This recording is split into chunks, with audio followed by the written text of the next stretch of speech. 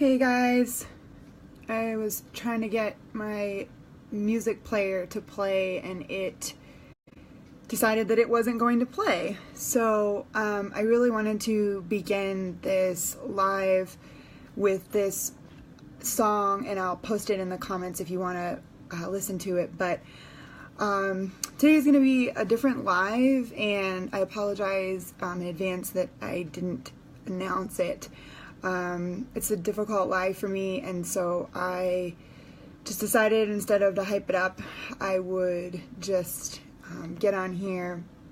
So I really hope you tune in because this has been a really, really rough year for my family and me, and it's just kind of the culmination of a lot of different things with the holidays, and the holidays a lot of times are really, really hard.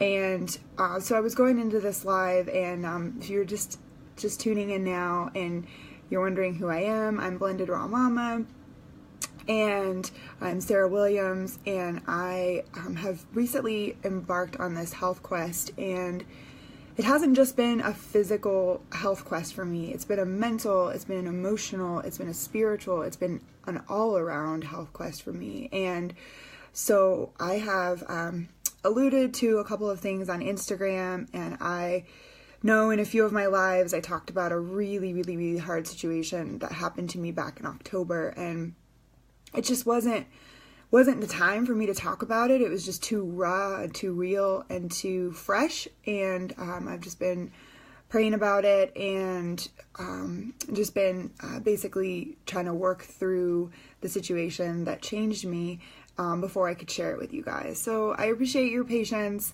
Bear with me today. I am wearing waterproof mascara, so if I start crying, it's because this is a really, really, really hard thing for me. So just bear with me. I'll try not to blubber like a baby, but it's just been really hard. So hope you all are having a good Friday, and that you guys are kind of gearing up for the Christmas season. I hope that things are doing really, really, things are going really well for you, and I hope that you're blessed by this story.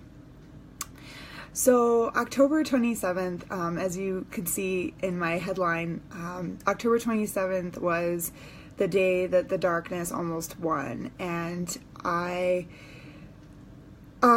said in my previous posts and stuff that I alluded to this really, really, really scary thing happening to me. And I know that I've talked openly about suffering from depression and how serious it is, especially with your candida overgrowth. You're dealing with so many other symptoms, and depression is just kind of like the icing on top of the cake. And I shared some really real and raw posts, especially for my 30th birthday, that on my 30th birthday I had a birthday dragon, and it was probably my worst birthday ever. And there was a lot of just emotional stuff going on with me. So the month of October was just really, really rough, again, with my birthday and different things. It just really hit me hard, especially with also dealing with depression. And so the end of October, and things, to say the least, have been chaos in my house.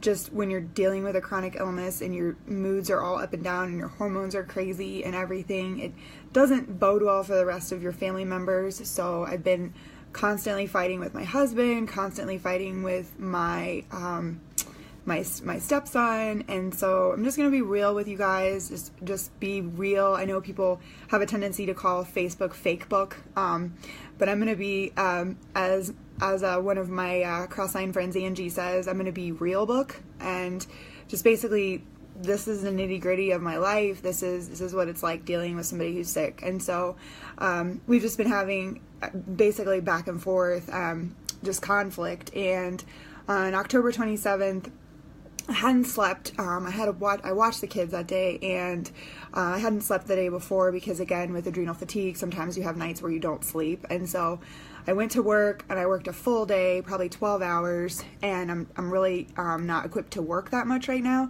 And so when I came home, I was exhausted. I hadn't eaten because when I don't sleep, I usually get sick. I have some kind of like IBS reaction, and so I hadn't eaten, hadn't slept. I was just really raw, and I came home and I just want to say like World War III broke out at the house, because it had to do something with my stepson not doing something he was supposed to do. And again, with the memory, I'm a little hazy on the details, so I'll try my best to recall. But my stepson having not done something he was supposed to do, and then I basically blamed my husband, and it was just a spirit of animosity, and it was absolutely horrible. And the enemy, as I call it as a Christian, the Christians have the enemy, which is Satan. And the enemy had been working on me for a really long time, and had whittled me down with no food, no sleep. I was to the max raw. And I remember talking to, basically I gave my husband some breather time because we were both really upset, and I just remember just crying and crying and crying and crying, and just basically calling out to God and asking him, what was I supposed to do? I just don't know what anybody wants from me anymore. I just don't feel like I can live up to all of these expectations, and I'm just trying to get better, and there's just so much, and I just surrendered. I was just like, I just can't do this anymore.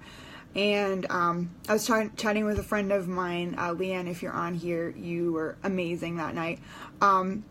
But I was chatting with a friend of mine, and I just kind of gave it a little bit of cool time. And by the time things kind of blew over, so to speak, I went into the room, and my husband was lying down, and so I went in and joined him, and he just poured my heart out. He just poured his heart out to me, and just saying like all of this stuff that he was really dealing with, and the fact that my sickness had been really hard for him to deal with, and he just feels like I haven't been like a partner to him, and just all kinds of stuff. And you guys, this so much shame and fear and just junk just like overcame me, and it was, have you ever been in a situation where somebody's talking to you and you're tapped out to the point where you're not listening to them, because you just physically can't listen to them? It's not that you don't want to listen to them, it's just you've just reached your emotional limit. I mean, I almost feel like it's like a self-preservation or something, because he just started talking to me and just pouring his heart out, and I wanted to, in so many respects, I wanted to just like love on him and be like, I'm sorry, and we'll make it through, and I love you, and just all this different stuff. But guys, that's not what happened at all. And in fact, I rolled over, I went and turned the light off. I rolled over, and I rolled over like I was gonna go to sleep, and